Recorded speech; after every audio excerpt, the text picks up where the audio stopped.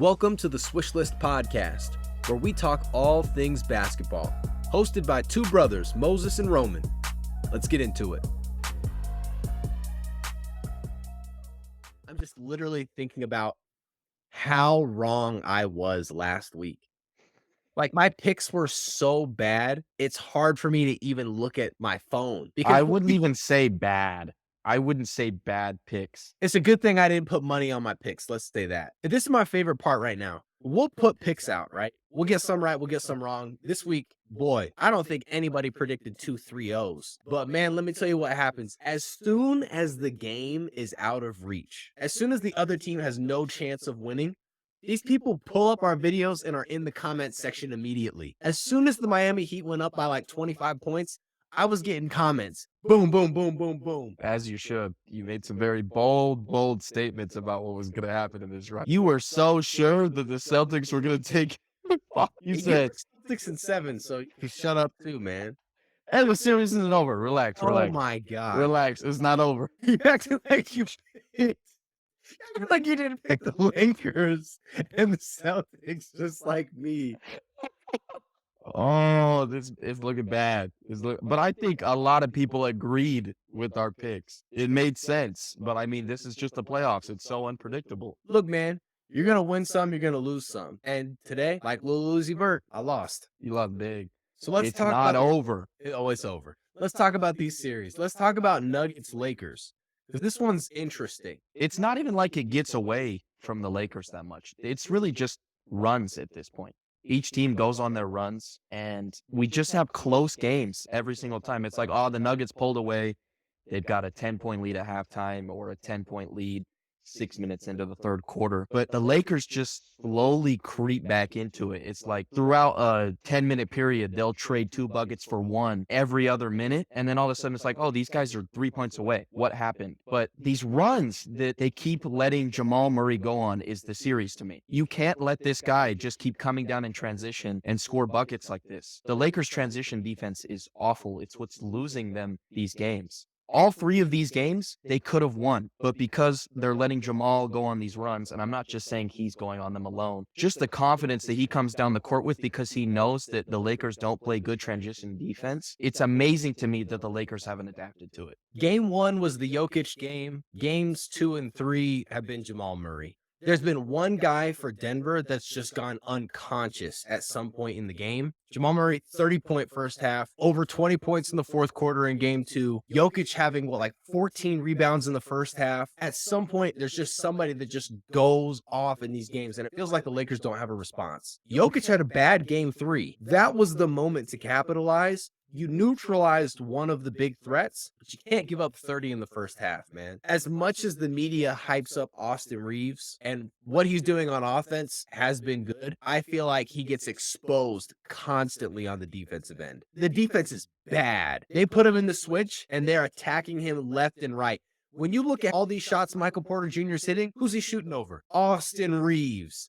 He's getting cooked out there. I see the same thing, but in the paint. Aaron Gordon, a lot of times, Austin Reeves will get switched onto him and he'll just be in the paint, or he'll see him guarding him. And this is when Aaron Gordon gets these putback dunks or these one dribble. All of a sudden, he's under the rim. Let me pivot and just go up and slam it. He moves Austin Reeves like he's not even there. And don't even get me started on D'Angelo Russell and what Bruce Brown said about him, because it's true. Let's get you started. Tell the people what he said. Tell the people what he said. Bruce Brown said he's going to attack D'Angelo Russell because he basically said he can't play defense. And D'Angelo Russell can't play defense. He's a cone out there. A person drives on him and you're watching a basketball movie and it looks like the defense that actors play. You look at it as a basketball player and you're like, that's not real defense. He'll fake like he's going to try and block a shot, or he'll fake like he's contesting something, but he's not doing anything on defense. He plays such lazy defense. Bruce Brown, a role player for them, is absolutely exposing him. He's going 94 feet on him. Bro, Bruce Brown is cooking the Lakers. Here's my thing. D'Angelo Russell doesn't do anything on offense either. He's terrible on both sides of the court. And one of the things that kills me, dude, is when he does these weird things with his legs when he shoots the ball. You're taught that you want to have the same jump shot every single time. But he's flaring his left leg or kicking out his right leg. Wide open, like no need to do this stuff. And he's laying bricks out there, laying bricks. And then, like you said, he's a cone on defense. He's been an absolute liability. You can't have him on the floor right now. And then Jared Vanderbilt, he's your defensive stopper. He's adding nothing on offense. Nothing. Absolutely nothing. That was my thing. We talked about this when the series started. I expected Jared Vanderbilt to come in and stop the playoff Jamal Murray talk. But Jamal Murray looks at every single defender on the Lakers and says, I'm going to make a step back three. I don't care who you are. His post game has been impeccable. Honestly, coming out of this run, Jamal Murray, you got to put so much more respect on that man's name because he's going crazy. It's probably better if LeBron doesn't make a three. I don't know why he is taking. They're There's an bad. in rhythm three, and there's a LeBron off the dribble, Jokic in his face three. He'll have 12 seconds left on the shot clock, and he'll just hold it out there. He'll literally just hold the ball, and then he just pulls up. I'm like, yo, that's never been your shot. That's never been your shot. Do you work on that shot? Step back one-legged. What kind of shot is that? Have you ever shot that shot? Do you work on that shot? Man, if he would have hit more, he would have been talking about it all post game. He's like, I work on that shot. I work on that shot every day. Well, he got to work on something else. I'm terrified watching the Lakers offense. The Nuggets will put a bucket in. There's 3 minutes left in the game. I don't know who's going to bring the ball down the court, first of all. And then all of a sudden, it's like, does AR have it? Does LeBron have it? Is AD going to be at the top of the post handing it off? But they get into these sets, and then there's 5 seconds left on the shot clock, and it just looks like they're about to throw up the worst shot I've ever seen. Sometimes it's not even the worst shot. It's just a contested shot, and I'm like, you definitely could have got a better look. Why didn't you just do a pick and roll? They just create these situations, and I'm watching them, and I'm just like, why are they doing this? Why does it look like they're trying not to win? It's stressful to watch. And then you turn around, and when Denver has the ball, when they miss, it feels like they're always getting an offensive rebound. Michael Porter Jr. is getting some type of tip out. Aaron Gordon's getting a putback. Jokic is getting his ugly-looking putbacks. Oh, if it's a straight-up shot, Jokic is hitting it before Anthony Davis hits it. For sure. Yes. Mo Bamba's going to be back next game. You got to throw Mo Bamba in there at least just to try something. But he's going to be coming off a long... Bro, he can't even play Long very time many not playing. minutes. He's not even close to game shape. Not even close. No, it's bad. This is a Lakers- Mo Bamba we haven't seen play in... Did anybody They're watch trying to him make play in this seem like- Orlando? Have you ever seen him play? Did you see when Woj came on pregame and they were like, breaking news, Mo Bamba might play game 4. Has this guy done anything in recent years? Breaking news, Mo Bamba. I was like, bro, is he worth breaking news? The guy that's been dealing with For Mo ankle Bamba, soreness man, for 3 breaking months. news. That's how you know it's bad for the Lakers, when Mo Bamba's breaking news. How about this for breaking news? Jason Tatum and Jaylen Brown look like role players. The Celtics don't have a star right now. There's no confidence in this team. Whenever something happens, when they do these close-up shots, when there's a turnover or something, it seems like every single one of them is looking around at another player or at Joe Mazzulla. Let me tell you what Joe Mazzulla is. Joe Mazzulla is a fan that gets the chance to stand courtside. He's a fan traveling with the team. I don't know what this man's doing, but I tell you what he's not doing. He's not coaching. It's so bad. I agree with you. This is what kills me about Tatum, man. Don't ever say the name Kobe again. Ever. I don't ever want to hear you talk about how much you look up to Kobe Bryant.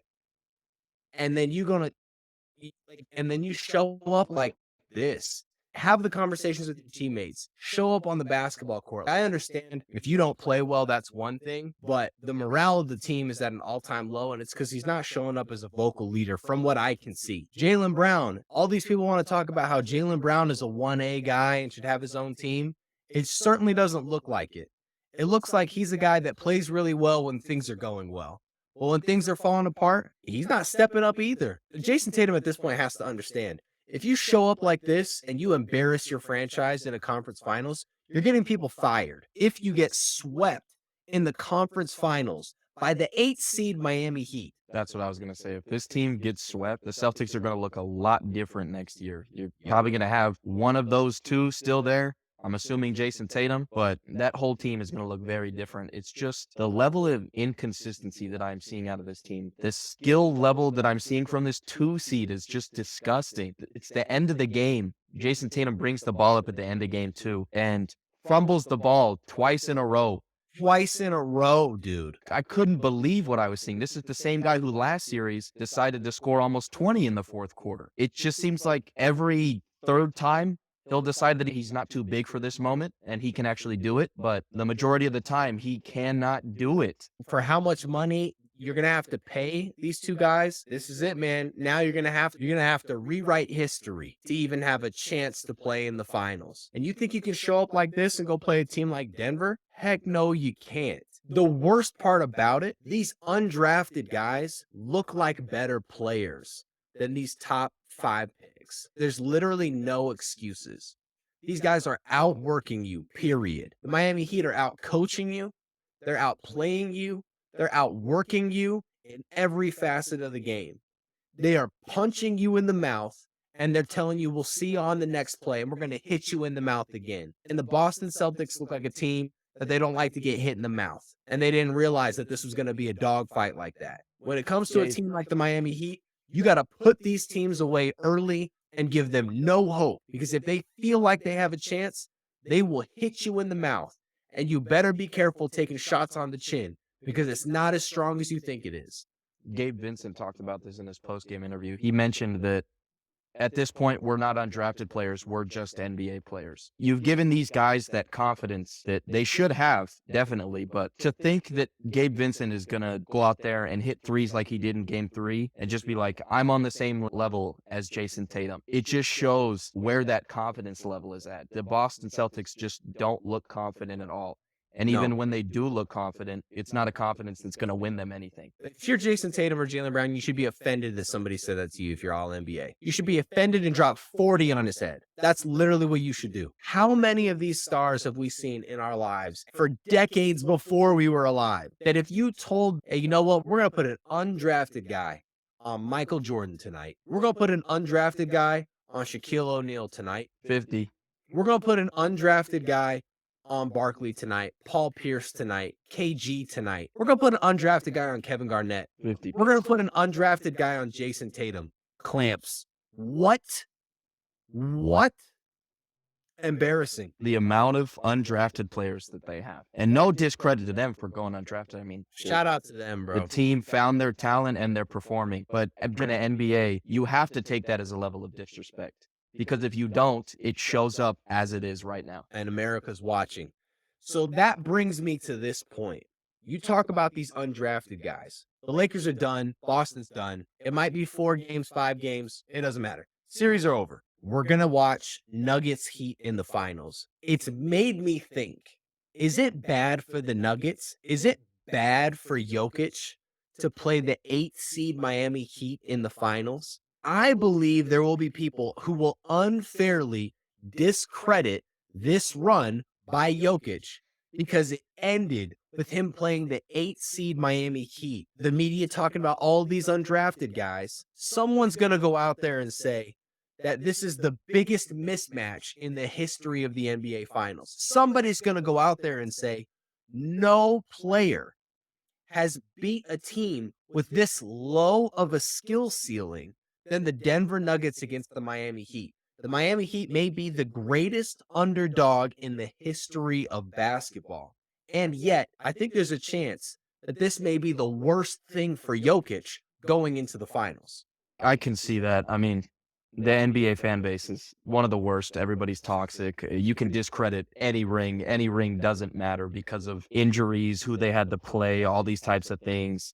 People are definitely going to do this if the Nuggets go out and win. They beat an 8 seed. Why does it matter? But my rebuttal to that would be, think about who the Nuggets had to go through before that. They had to go through possibly the greatest player of all time, plus one of the greats right now. They had to go through LeBron and Anthony Davis's Lakers. And then right before that, they had to go through Chris Paul, Devin Booker, and Kevin Durant. So that would be my rebuttal to this conversation of ring talk. What rings matter and what rings don't matter is it's a run for a reason. You don't just get to the finals and look at who they played in the finals, in my opinion.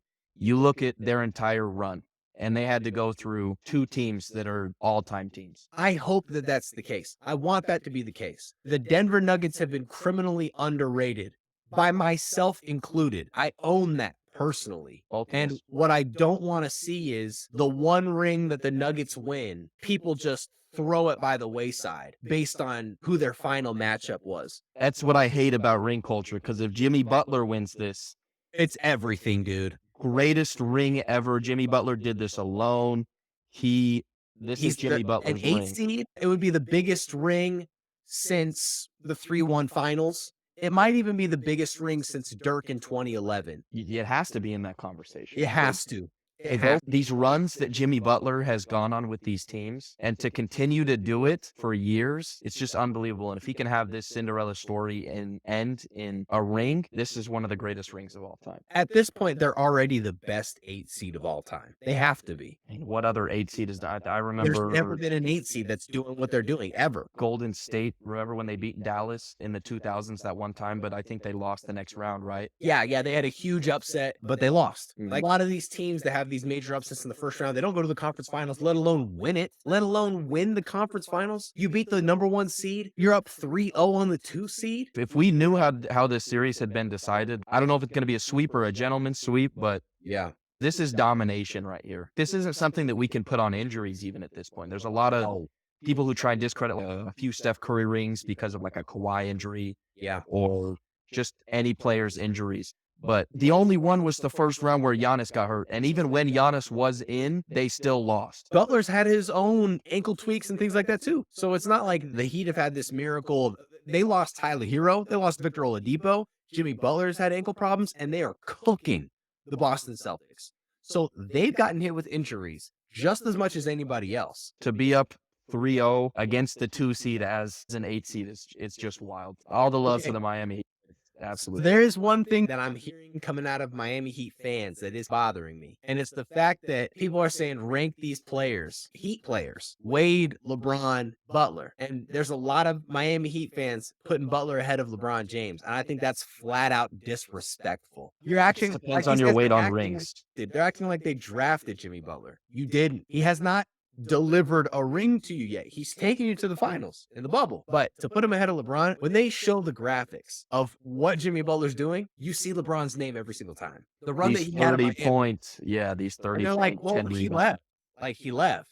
Come on, bro. Really? If I told you could have 4 years of finals appearances and 2 championships with this one player, and then they're going to leave. Or you can get 2 finals appearances, 2 losses, but they'll be there longer. What would you take? You're taking the rings. So it's crazy to me. These Miami fans are out of pocket.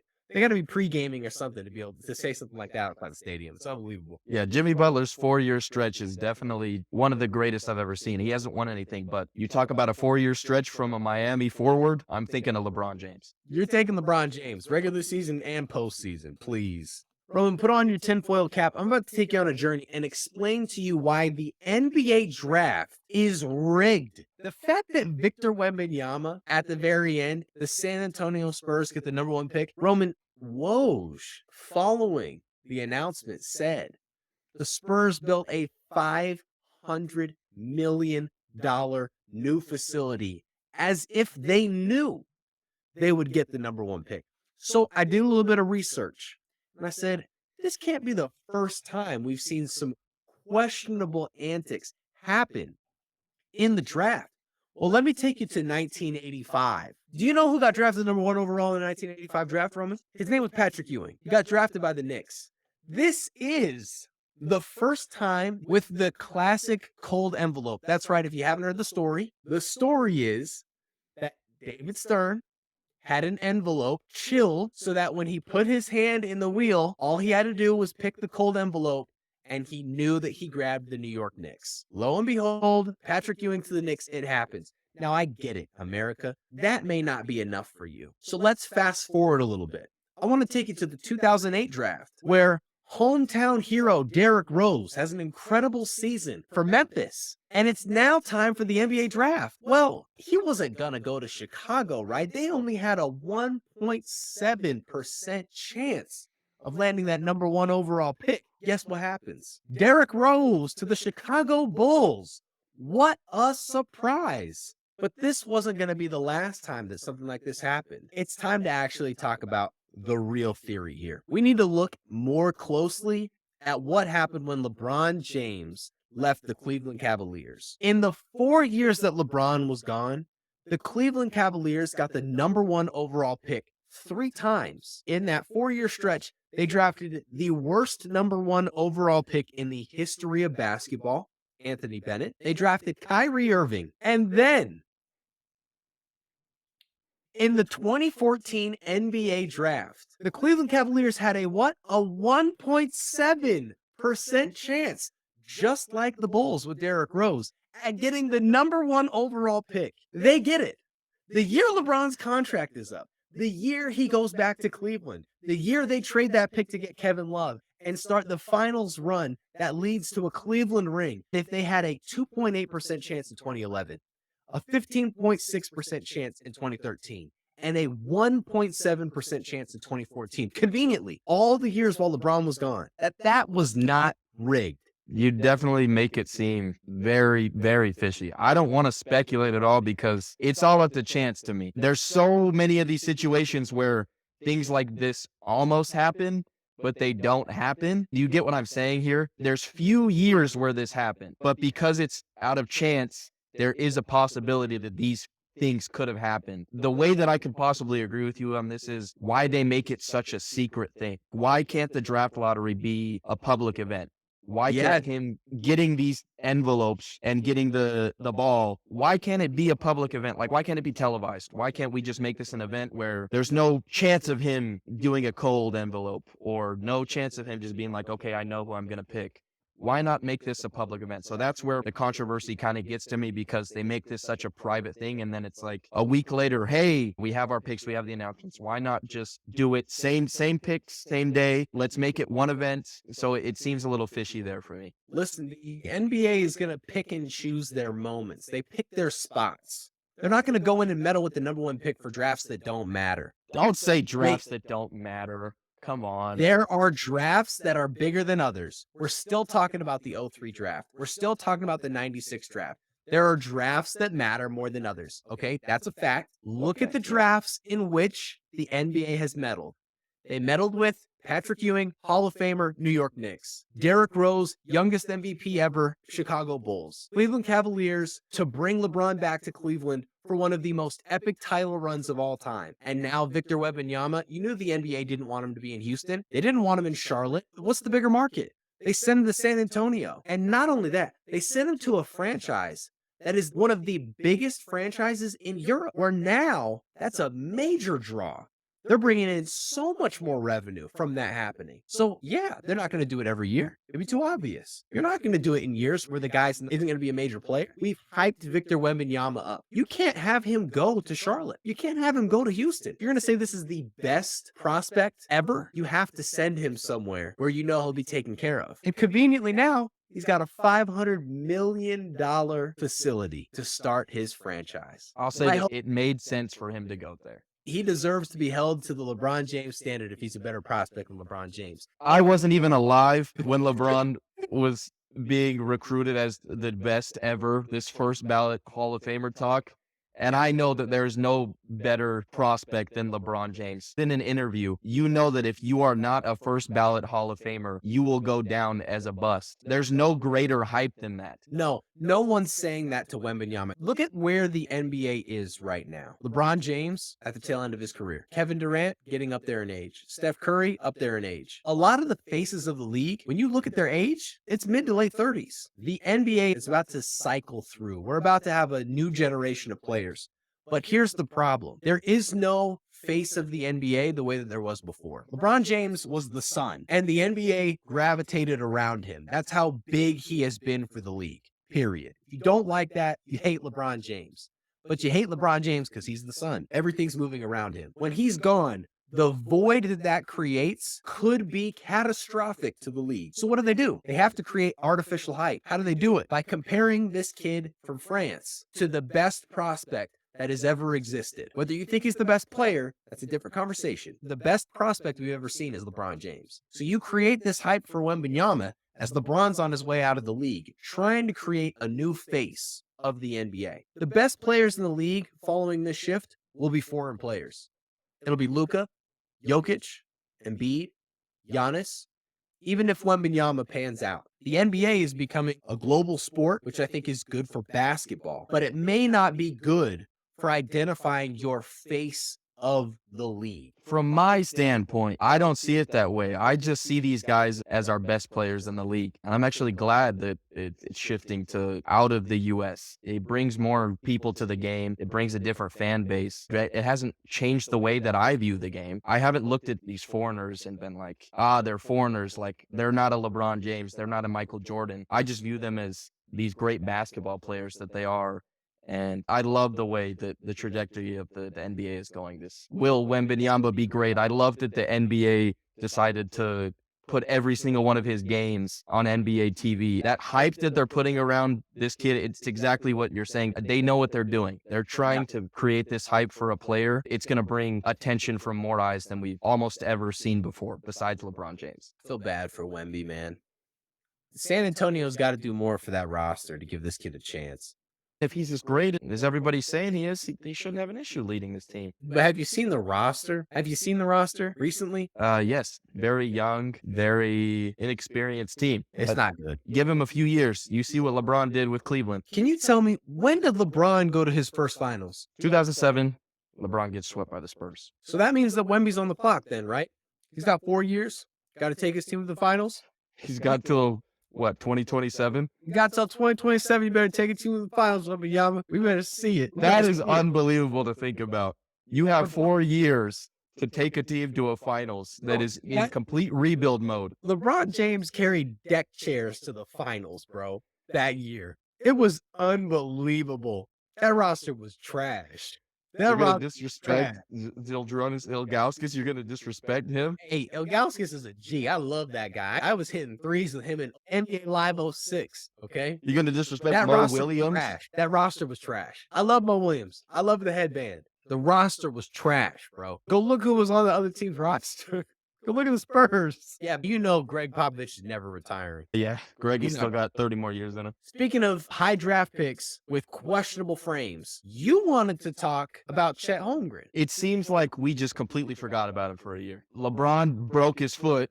Oh, don't say that. This was the thing that everybody was worried about is Chet comes into the league. He's this scrawny 7-footer. He's going to get thrown around by these grown men in the NBA. I want to talk about what we expect from Chet in his second year if he can stay healthy. I see him coming back and having a strong, do you say second year? Do you say first year? I don't even know what to say. It's still his rookie year. He gets his Ben Simmons rookie year. Ben I'll Simmons tell you rookie what about Chet Holmgren. He could drop 35 a night. Wembanyama's getting rookie of the year. It's a narrative award at this point. It's a narrative award. Wemby could miss half the season. Wemby's getting rookie of the year. The NBA will take away that 65 game minimum rule. They'll take it away for Wembanyama. I'm excited to see Chet Holmgren play, especially because of how Oklahoma City was able to overachieve. There's no better feeling than absolutely crushing your win total and having a top tier draft pick join the fold. And he got a year to be around the team. That's what I was going to say. He's had that time. I wouldn't be surprised if he has a great first year. Yeah. Because he's had this year to be around NBA players, NBA trainers. He's had NBA facilities, and he's had the NBA experience just without the games. This guy was a top 3 pick for a reason. He's going to have a great year. Great year. Not Wembanyama. The questions I had last year, I still have going into next year. Jokic is going to feast on these two guys. Embiid is going to feast on these two guys because they just don't size up. Wembanyama and Chet, this new over 7 feet, very slim frame, stretch 5. I don't think they're going to be able to defend these top tier centers. If you get Kevon Looney, you can get buckets. You can drive to the basket on him. But the top dogs are taking advantage of you. We say that a lot about these 7-footers. Even we've said that about Bol, but is there really any proof? I don't know for sure, but is there really any proof of this bullying that's going on? I know for a fact you didn't bring up Bol as your argument. Why not? Yo, Orlando? He's been great. How's Orlando doing? Rebuild mode. I don't want to hear it. Yeah. I don't want to hear that. Yeah. But Bol has been great for them. All right, let's do some research. Okay, Hey. great for Hey. rebuild is No, different than no. great, Moses. Hey, come on, man. Let me pull some numbers up for you. The man knows how to play basketball. Let's take a look at the game that the Magic beat the Nuggets. What do you think about that? Should we take a look? Playing his former team. I like it, yeah. Bol played 15 minutes in that game. 17 points. Good game. That's not a good game. That's amazing. Jokic had 29, 12, and 6 in a losing effort. So, but those are pretty good numbers, especially for Jokic. So let's take a look at the other game. Bol, 18 minutes, 17 points. Another good game. I'm telling you, this guy is good. He just Jokic. needed his opportunity. had a triple-double. Jokic had a triple-double. Okay, Jokic does that. So If he was putting up 50-point triple doubles, that's different. let's But I just think take a look. Bol can hold his own. Hey, I know, I get it. We got a really good sample size of games here because the Magic and the 76ers are in the same division. So they play 4 times. The 76ers won 3 out of those 4 games. Let's take a look at the box scores. The Magic, Bol, 2 points in 15 minutes. Joel Embiid is the better defensive player. So let's see how Joel played. 28, 3, and 11. Okay, not bad. Let's go to the second game. Why not? Bol, 10 minutes, 0 points, 0 assists, 3 rebounds. Joel Embiid, 30, 11, and 5. Not bad, Joel. Game 3? Let's take a look. Bol played 32 minutes this game. You expect a big game, right? 6 points, 4 rebounds, 3 assists. So what happened on the other end of the floor? Stop doing this, taking a small sample size. I don't want to hear it. I Sample don't want size. to hear it. Small sample size. I'm giving you games. I'm telling you the box scores. How about this one? This Bol plays 35 minutes, 18 points, 8 rebounds, 2 assists. That's a big time game. Let's take a look at why. Oh, Embiid didn't play. These guys will struggle against the best centers in the league. But to be fair, most guys struggle against those players. We'll see how things play out. But this is what I'm talking about, is they say these average NBA centers. Somebody like a Steven Adams is going to come in and bully this 7-footer. No, the offense isn't going to run through Steven Adams. But I'm saying in terms of getting an offensive board or just dominating the post. We don't see that. It's not like you hear the Magic are losing because Bol is the problem in the post. I don't know why I keep using Bol, but he's the only above 7-footer that I can think of that actually plays right now. This has to be one of my least favorite parts about playing basketball. So I'm out hooping in the gym and the run's over. We're just shooting, getting shots up. I shoot the ball and somehow like someone spilled water under the hoop. Ball rolls in the water. I go to pick it up. I went home, just packed up my stuff and left. It's like, I'm not doing this. I'm not doing this. This stuff drives me nuts, man. I'm like, yo, who spilled the water? Crickets. I'm like, all right, see ya. I'll be back next week. I can't stand it, man. It's a basketball pet peeve. Yeah, one of my things is you'll be shooting it, and the ball you'll make a shot. It's a great shot, perfect shot. But the ball goes under the hoop, and there's something under it. Growing up, for me, it was under the hoop was just concrete, but then right behind it was a bunch of rocks. So it was super unpredictable at where your make would go or your miss would go. So it would just be a pile of rocks. The ball would hit it. It's going 30 feet the opposite direction. There's nothing you could have done. So you just got to watch the ball as it goes far away into the road, hoping a car doesn't run over it. Oh, my God. Hopefully it doesn't go into a puddle or something like that. So that's where I feel like it's a little bit worse, because with it rolling into a puddle, it's something where you maybe could have been like, I may have been able to grab that. Like, that's something you could have controlled. But if it hits an uneven spot on the court and it just rolls away, it's like, there's nothing you could have done. That's one of my biggest pet peeves. What's worse? Ball hits a puddle or gets launched 30 feet. I gotta know. When that happens to me, though, I swear it's back to back. Like, I swear to you, it's back to back. Like, I run, I get the ball. I'm like, all right, let me get back to my spot. I put up the jump shot. It happens again. I'm like, yo. The basketball gods are against you. It really tests you. The game is really testing you at that point. How much adversity could you go through? All right, Moses, another round of you are starting a franchise. We've got 3 players, all in their prime. Carmelo Anthony, Tracy McGrady, and Jimmy Butler. You're trying to get me fired. You're trying to get me canceled. It's a good 3. Okay, so if I'm a GM and these are all prospects coming into the draft, I'm taking Tracy McGrady. I really am. I am. His game was crazy. Like, where was the deficiency on the offensive end?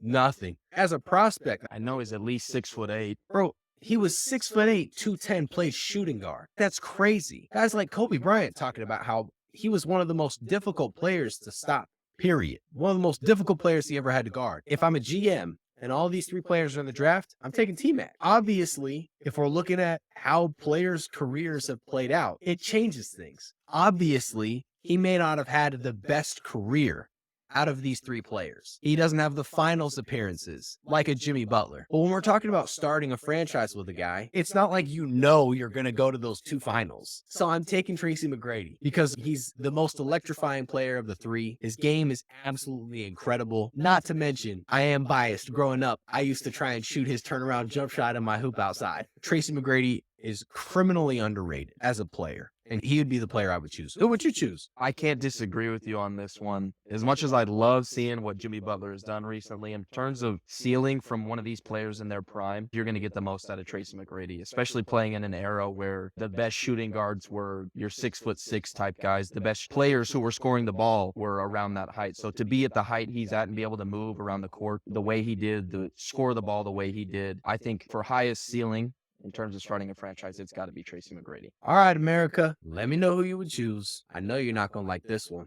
All right, Moses, we've got a bunch of one-on-one scenarios. Okay. Not how they would play in a 5-on-5 game in a one-on-one matchup. We're talking just king of the court, one-on-one at the blacktop. Okay. We're going to go by position. I've got 5 different matchups for you. Point guard position, Kyrie versus Steph. Kyrie Irving. Kyrie Irving's the better one-on-one player. Steph Curry's game is incredible, especially in 5-on-5, and he's got a handle for sure.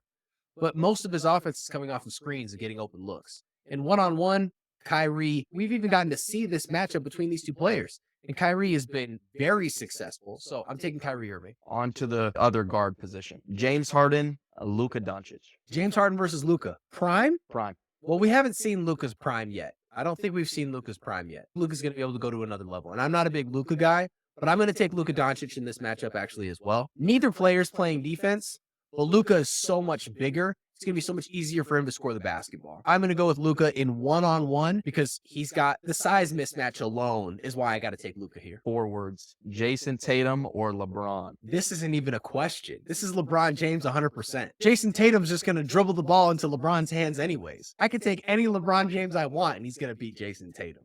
High school and year 20 LeBron has beat Year Jason 20 Tatum. LeBron, high school LeBron, don't matter what LeBron you want. In 2011, LeBron in the finals beating Jason Tatum. Come on, man. LeBron James. That's a disrespectful question. Okay, our other forward position, we've got Kevin Durant versus Giannis. Okay, so this is one-on-one, which makes this difficult. Giannis has the worst bag I've ever seen.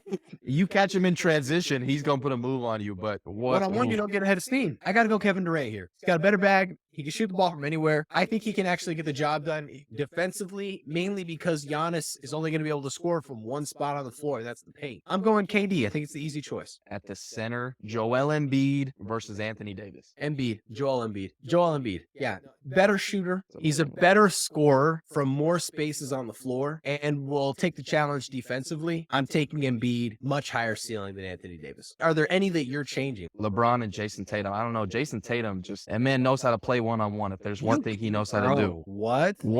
Jason Tatum knows how to get around anybody. LeBron James? Yeah, especially year 20 LeBron. He doesn't know how to get around Martin, I can tell you that. Saw that twice. Martin, not Gabe Vincent, not Max Strus. I can have a few players he can't get around. Hey, is this No, he Jason Tatum? can get around him. He just chooses to do it once a quarter. Is this Jason Tatum in the fourth quarter? What? He's not for it. Hey, is LeBron going to be shooting a bunch of threes? I don't think I was disagreeing with any of those.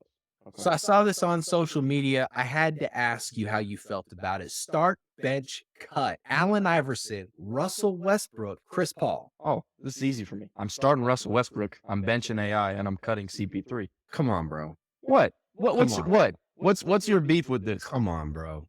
I've got a guy who can average a triple-double starting. Coming off the bench is one of the greatest scorers of all time.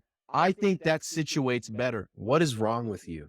What is wrong with you? I agree we're cutting Chris Paul. Okay, that's not a question. How are you not starting Allen Iverson? Because this is Russell Westbrook. What? Nothing is happening between your ears right now. If you are going to start Russell Westbrook and bench AI, I'm sorry. That's insanity. Absolute insanity. Are you serious right now? Yes. Yes, Allen Iverson is one of the greatest scorers ever. But this is Russell Westbrook. Okay. Let's talk MVP seasons. When Russell Westbrook won MVP. Not good. Not good. Oklahoma City Thunder were seeded 5? They were the 5 seed? Yes, something like that. When Allen Iverson won MVP, what seed were the 76ers? Do you know? The Philadelphia 76ers that year were the number 1 seed. Where did they go in the playoffs that year? They went to the finals.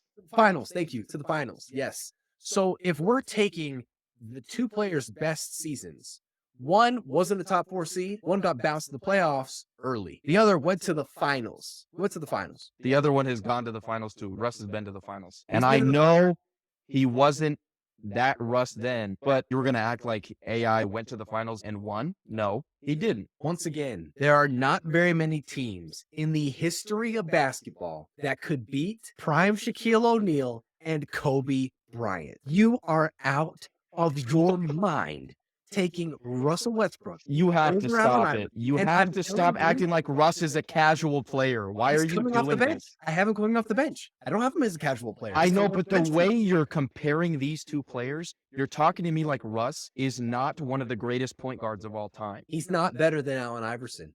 He's not. I'm taking him over Allen Iverson. He doesn't clear. He does not clear. This is ridiculous. He starts. Okay. I can get a 50-point triple-double from him. Okay, go to the And comment from- section. Y'all know what to do. Y'all From know what to AI, do. I'm going to get 50 points. Y'all know. From Russ, I could get a 50-point triple-double. Shut up, dude. Shut up, dude. Shut What? up. Oh my gosh. Y'all know what to do in the comments. Get this man. Get this man. Get this man. Whoa. Whatever it is. Come on. Dude. His old head. Disrespecting Russell Westbrook. I got him coming off the bench. Okay, I had AI coming off the bench. That's disrespectful. So regardless of who he goes against is disrespectful, Disrespectful. You need to go back and watch out. I must just have some recency bias. I've seen a couple of AI's games. That's all I'm going to say. I've only seen a couple. I wasn't alive. Yeah, I wasn't alive. You got to watch him play. Let me go try and find that entire playoff run in 2001. Go watch that finals, though. Go watch that finals. It's a good one. Whatever game they won, I think that's the only game I've watched from that series. Yeah, you go watch the Ty Lue step. Go watch him step over Ty Lue. It's iconic. Watch it real time. Okay, so you're just fanboying. That's all that's going on here with your pick. I'm not going to take the bait. I'm not going to take the bait. I'm smarter than this. All right, Roman. This got nothing to do with basketball, but this came up for me. I was listening to a song in my car. The chorus, I love it. The verses, trash. I don't know what to do. I can't just listen to the chorus over and over and over again. I can't just keep restarting the song. That doesn't make any sense to me.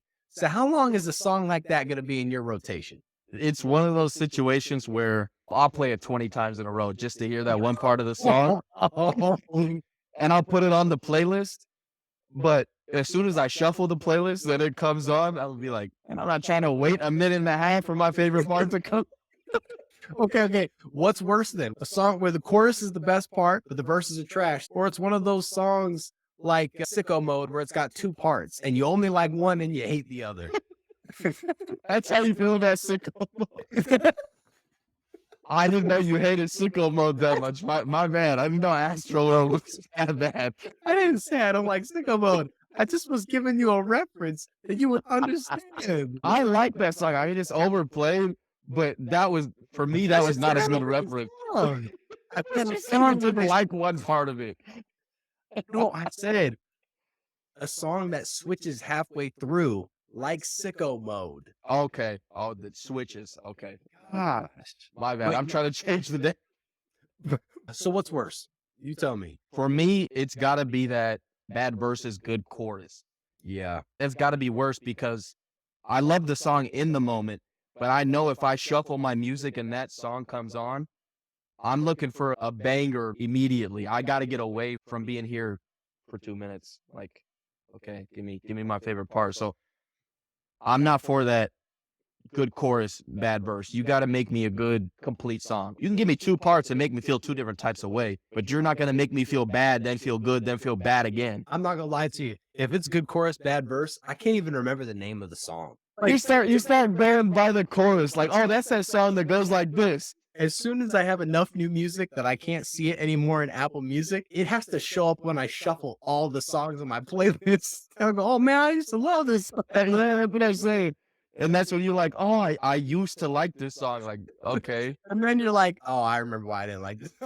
Yeah. If the song transitions halfway through, you can at least fast forward. Your thumb knows the exact point you need to fast forward to. It feels like every time. It's like throwing up. Like, if you throw up, you're going to feel a lot better after, but that doesn't mean that throwing up was good. Hey, yo, what?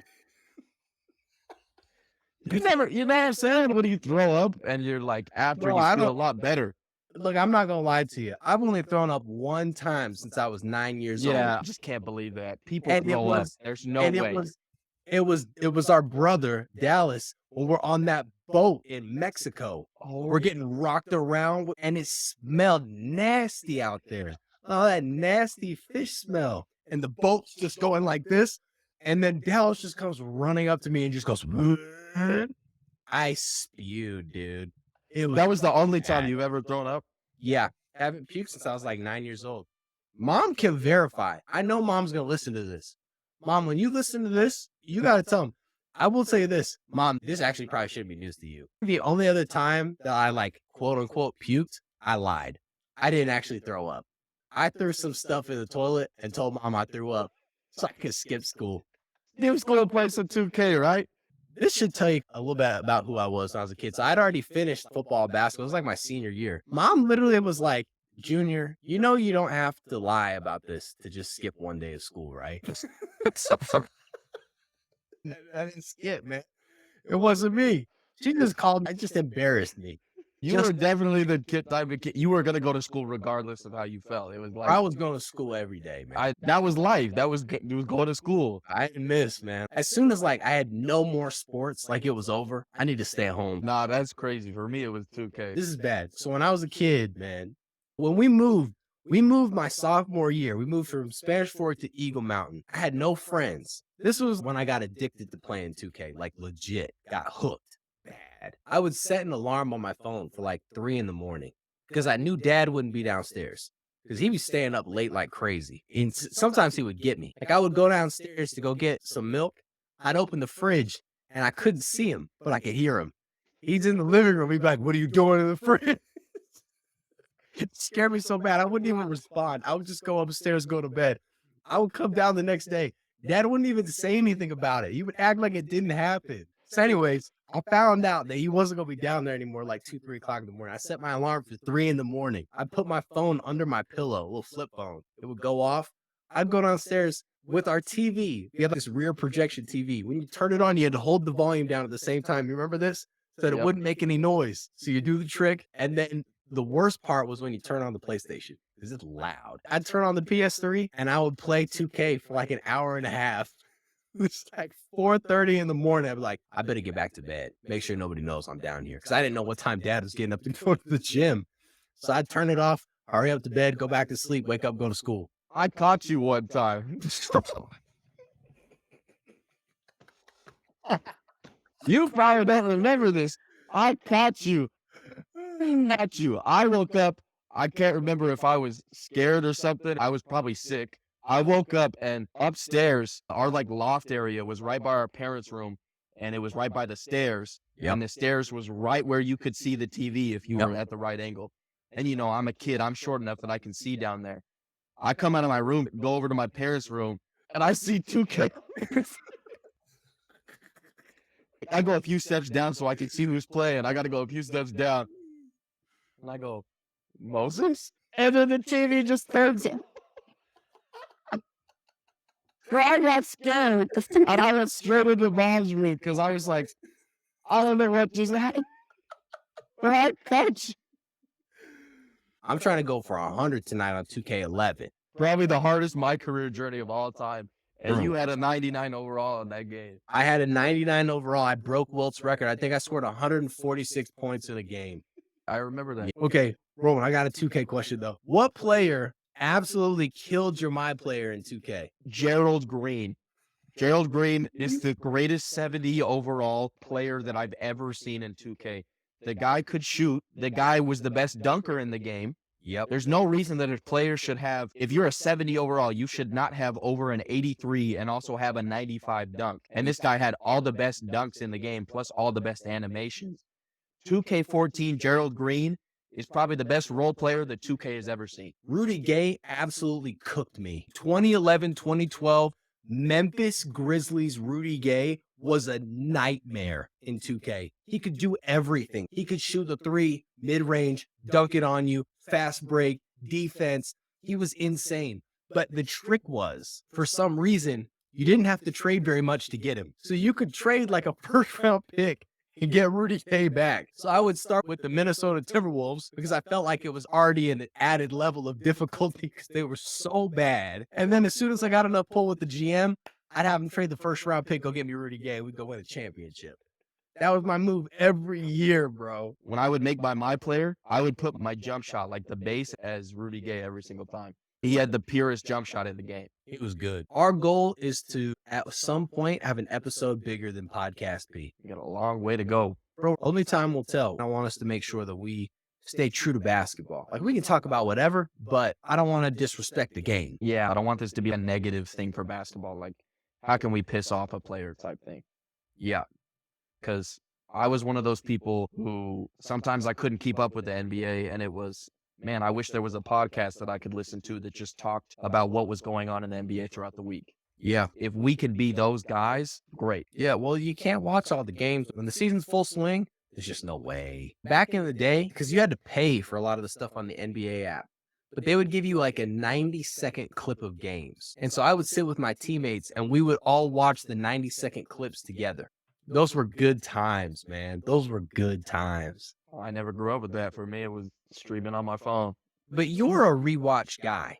You rewatch a lot of stuff. I'm a rewatch guy. If it's Roman's movie or if it's Roman's show, he knows it front to back. Knows all the quotes, everything. If I'm interested in it, I will know everything about it. Yeah. How many times have you watched The Office, Roman? I've seen every episode at least 10 times. I used to fall asleep to the show. And That's then wild. on Peacock, when they took it off of Netflix and they got their new deal with Peacock, they started doing Superfan episodes sometime last year, and I've seen every single. They only did the first 6 seasons, so there's less for me to watch, but I've seen every single one of those at least 5 times. That's wild. It's one of those shows, I've watched it every other day for the past probably 5 years. That's crazy.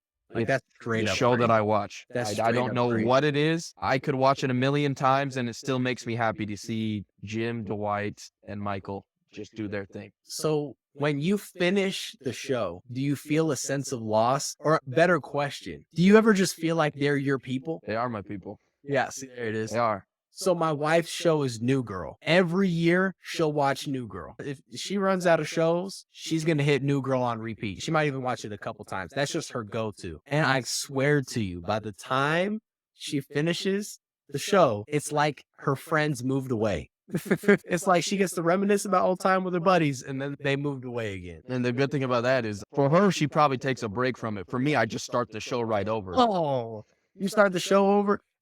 You go from Michael Scott with normal hair to no hair Michael Scott in the pilot? He looks older when he's younger.